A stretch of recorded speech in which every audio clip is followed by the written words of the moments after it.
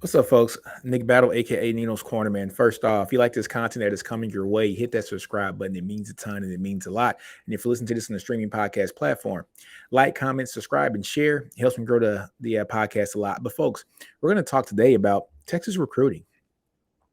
Is Texas due for a huge weekend? Meaning Saturday and Sunday, are we going to get a bunch of recruits? And I know that a lot of people have a lot of questions, especially shout out to the Texas Crystal Ball, the Twitter page there that kind of highlights all the Texas Crystal Balls and all the forecasts, for all the players who are supposed to commit to Texas or are going to are Texas targets who are going to commit to another school. But we got a lot of crystal balls that came in for Texas over the last couple of days, and we'll just go ahead and start off with, folks. Tomorrow, Jordan Johnson Rebel is going to announce where he is going to go to college. It is between four different schools: Texas, TCU, Michigan, and Ohio State. He is an IMG Academy guy. He's a safety. He's one of the top national 185 players here in the country, one of the top safeties in the country, one of the top players in the state of Florida. Even though he is from Fort Worth, Texas, he is currently at IMG Academy down in Florida. Look, he was a baller here at was a Fort Worth Brewer, 5'10", 170-pound guy, outstanding safety. I've said that, like in my previous videos, I love comps to him, to a Jalen Catalon type player when he was at Mansfield Legacy in high school. So look, it's going to be interesting to see who Jordan Johnson Rebel picks, but we got a lot of crystal balls in for him coming to Texas. We shall see how that actually works out, but I feel very confident in that pick for the University of Texas. Another guy, folks, we got to look at for this weekend is Parker Livingstone. Big wide receiver from Lovejoy, Texas, or from Lovejoy High School in Lucas, Texas. 6'3", about 190-pound wide receiver. And, folks, he's just not a big receiver. He's a fast receiver, too, folks. Runs a 21.6 in the 200-meter dash, which is pretty good. I mean, really, really good. He is just a threat anytime he gets the ball. A lot of acceleration, a lot of wiggle in the step, too, man. I love it. He kind of reminds me of that one play we saw from Isaiah Nayer in the spring game when Quinn was able to flick his wrist and get that ball out, and Nayer was out, got the catch, and just took it, 60 or 70 yards in the spring game. Parker Livingstone has a lot of Isaiah Nayer type of game to him, to where he can make you miss. He can be a good deep threat. He is one of those guys that can stretch the field. He's just a good, technically sound wide receiver. I'm very excited to see if Texas can pull him. He's supposed to commit to also on the 1st of July, and I am excited about this one if Texas does indeed pull him to the Longhorns. Alex January is the next one, folks. On this one is a big pickup. Alex January, when I say a big pickup, yes, I mean a huge pickup, because he is a 6'5", 322-pound defensive tackle from Duncanville High School. And I tell you what, Texas has to get more interior defensive linemen. We did a great job last year getting Sadir Mitchell, but guess what, folks? We need to get more than just one. We need 2 or 3 each cycle. Texas is in the recruitment for not only Alex January out of Duncanville High School, but also from a guy like Melvin Hills from Lafayette, Louisiana. He's another lineman for the defensive side of the ball, and Texas has to ensure that they get those trenches right before they go into the SEC in 2024. Now, folks, I think Texas has done an outstanding job for their offensive line for the past 2 to 3 cycles, getting in the past 2 cycles 12 offensive linemen, 7 in 2021, 5 in 2022, and so far in 2023, Texas has already gotten 2 offensive linemen, Nate Kibble, and also Daniel Cruz. So both of those guys are slotted to go into the interior. Daniel Cruz is mainly going to be a center prospect, and Cal Flood has been on him for the last couple years. Nate Kibble is also an interior prospect at the guard position, but we have seen him play in high school all up and down that line, where there was left tackle, right tackle, guard. He's a very versatile guy, and so I think he's another guy that Cal Flood likes because he's a big human.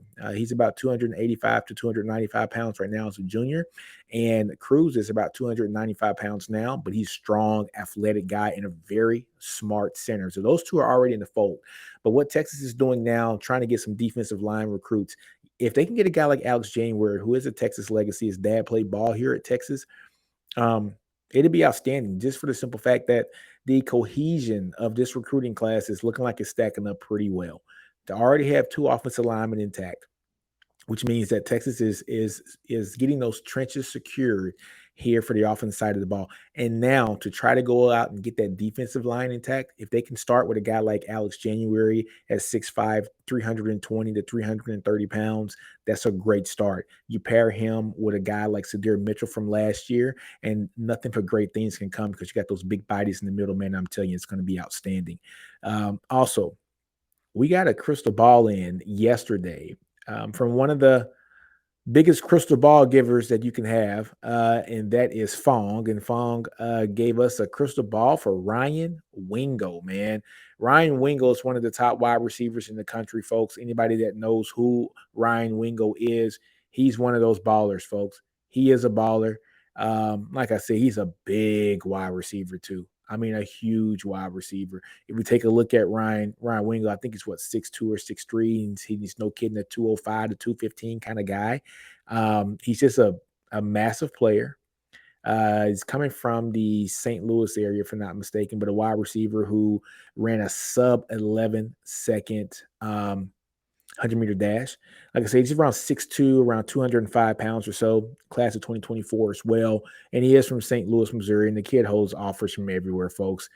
A total of like almost 45 to 50 offers. A huge Georgia lean. But look, when Fong gets you and says that you're going somewhere, Fong's pretty right all the time. So that would be outstanding if Texas can pull somebody like that. We shall see.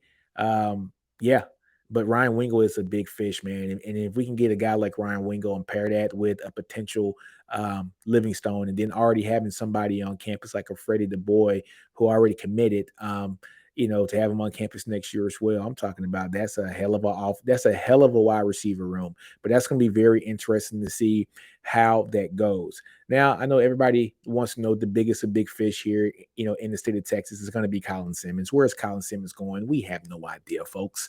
A lot of crystal balls going in for Colin Simmons, the best defensive lineman, the best edge in the country, a top 5 consensus player in the country, and Colin Simmons at Duncanville High School. Does he go to Texas? Does he go to LSU? Who knows? But I tell you what, whoever gets Colin Simmons, no matter if he commits tomorrow to any school or the next week or right before the first national signing day, I tell you what, they're going to have to recruit him until the whistle, because 5-star recruits at the edge position do not grow on trees. And I tell you what, man, he is a very special player. I think 22 sacks last year. Like, wow. Coming from the Duncanville State championship team, Coach Samples up there, one of the best coaches in Texas football over an extended period of time. And then if Texas can actually get a guy like Colin Simmons, that'd be awesome. If they can get a guy like Alex January, that'd also be awesome, because now you're getting a good Duncanville pipeline.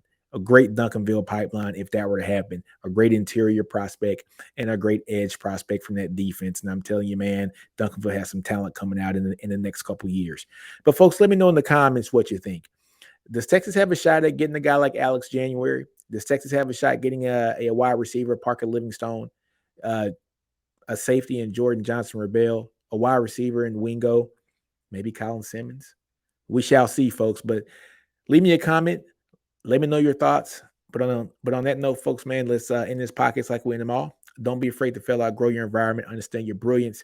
Ninos Corner, I'm out, and hook them all day long.